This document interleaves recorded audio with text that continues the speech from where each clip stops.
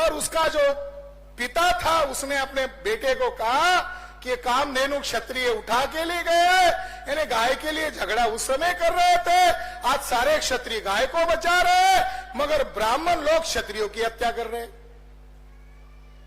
उस समय गाय को लेकर झगड़ा हुआ तो परशुराम ने 21 बार ने क्षत्रिय किया।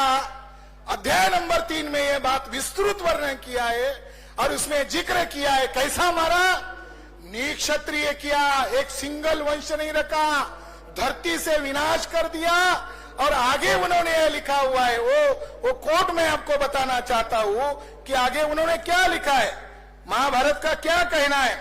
महाभारत 3.115 और 117 में यह बताया गया है कि सभी क्षत्रिय पुरुष परशुराम के हाथों मारे जाने के बाद उन क्षत्रियों की विधवा क्षत्रिय महिलाएं ब्राह्मणों के पास जाकर अपने पेट में संतति उत्पन्न करने की ब्राह्मणों से विनती करती है।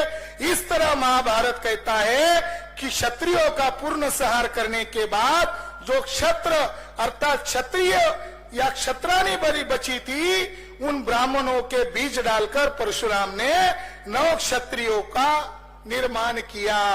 इस तरीके से केवल हमें शूद्र कहा, केवल हमें अनटचेबल कहा, तो हमारे पुरखे मान सम्मान स्वाभिमान के लिए लड़ते आ रहे हैं, मगर क्षत्रिय लोग बहुत पुराने ब्राह्मणों के साथ लड़ते आ रहे हैं। अगर महाभारत में ब्राह्मणी धर्म ग्रंथ में सबसे ज्यादा अगर किसको गाली दी है तो क्षत्रियों को दी है, और कितनी गाली दी है कि क्षत्रियों का नरसंहार कर दिया, एक सिंगल क्षत्रिय पुरुष नहीं बचा।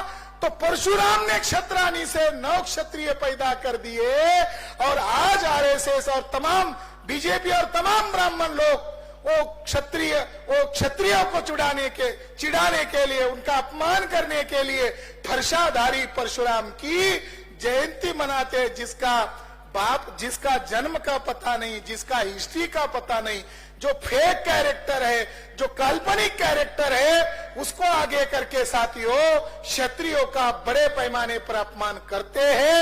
ये चर्चा हम इसीलिए नहीं कर रहे हैं कि क्षत्रियों को संतुष्ट किया जाए, राजपूतों को संतुष्ट किया जाए, बल्कि ये चर्चा हम इसीलिए कर रहे हैं कि महाभारत और रामायण ये नाग क्षत्रिय नाग लोगों के खिलाफ लिखा हुआ ग्रंथ है, और हम सभी लोगों का इतिहास नाग लोगों का इतिहास है। और नाग लोगों का इतिहास मिटाने के लिए ब्राह्मणों ने 2 काल्पनिक कैरेक्टर खड़े किए, एक परशुराम और चाणक्य। आखिरी बात कहकर मेरी बात को विराम देता हूं। ये नागपुर है, आरएसएस के लोग डंडा लेते हैं, तो आरएसएस के लोग प्रतीक रूप में अपने आप को परशुराम का वंशज मानते हैं। हम लोगों ने जो ऑफर दी है कॉमन सभी ब्राह्मणों को दी है, ब्राह्मण अपने आप को विद्वान मानते हैं, तो हम कह रहे हैं कि विद्वान ब्राह्मण तुम कहां मर गए हो, हमने आपके लिए ऑफर रखा हुआ है। कौन मरेगा करोड़पति है, हम भी एक एपिसोड शुरू कर दिया, कौन मरेगा ब्राह्मण करोड़पति। चाणक्य ऐतिहासिक है, हमारे साथ डिबेट करो, किसी की टीवी चैनल पर डिबेट करो और सिद्ध कराओ, हमें हराओ, हम लोग मुकर नहीं जाएंगे, हम उनको 1 करोड़ का इनाम देंगे। परशुराम काल्पनिक है, ये हमारा दावा है। वो उसको बचाना चाहते हैं आतंकवादी ब्राह्मण परशुराम को, तो आए वो सिद्ध करे, 1 करोड़ का इनाम लेके जाए। हम धन्यवाद देते हैं महात्मा राष्ट्रपिता ज्योतिबा फुले का, उन्होंने अंतिम एक किताब लिखा है, उस किताब का नाम है सार्वजनिक सत्य धर्म, और उनको सवाल पूछते थे परशुराम के बारे में। उस किताब में सवाल पूछा है, उनका कैरेक्टर धोंडीबा है, धोंडीबा ज्योतिबा को सवाल पूछता है कि तात्या साहेब, ज्योतिबा को तात्या साहेब कहते थे, तात्या साहेब हमें यह बताइए कि भारत पूरे विश्व की धरती पर पहला आतंकवादी कौन है। तात्या को सवाल पूछा, तात्या ने जवाब देते हुए कहा तुमने मुझे एक ही पूछा, मैं तुम्हें 2 बताता हूं। पहला आतंकवादी परशुराम है और दूसरा आतंकवादी नाना साहेब पेशवा है।